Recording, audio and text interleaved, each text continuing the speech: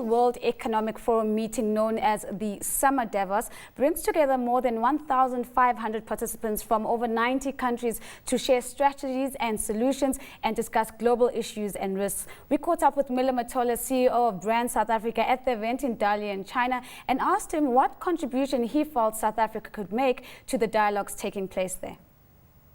South Africa, I think, can make a significant contribution, especially in the light of not only its role on the continent, but the fact that if you look at this year's competitiveness report, South Africa has actually made significant strides and improvements there. So we think we can add a lot to the debate.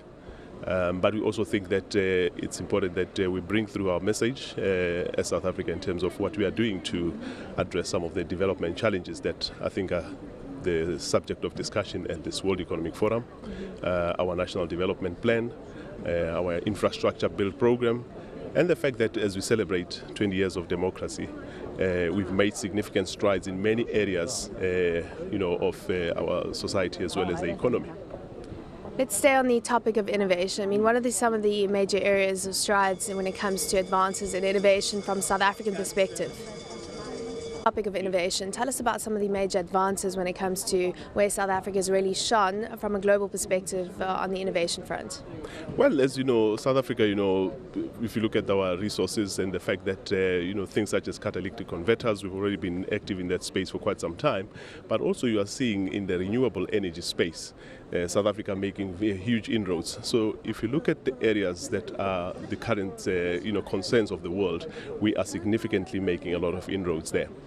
We make inroads as well in terms of areas such as sustainable development, areas such as climate change. So we're certainly trying to make sure that as a global citizen we can contribute positively. Mm-hmm.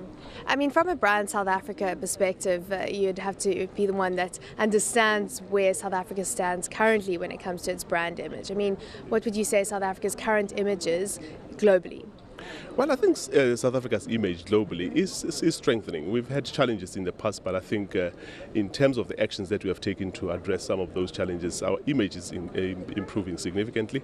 If you look at, for instance, foreign direct investment, we've recently been rated as the #1 destination in terms of foreign direct investment.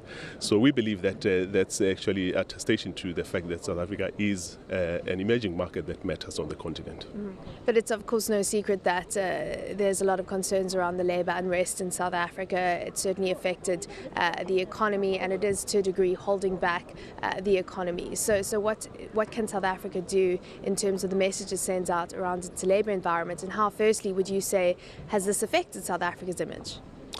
Well, I think the important thing there is to get all the role players to, work together, but also to exercise their rights responsibly, especially people in the labour market. The labour relations environment, as you rightly said, has created, a level of concern and uncertainty. And it is when, labour unrest, labour issues become, violent or take a turn for the violent, that there is concern from investors.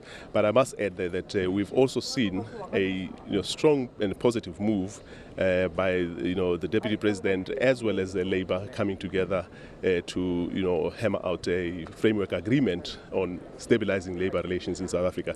So what we can do is really appeal for more of that, appeal for more cooperation, and appeal for responsible exercise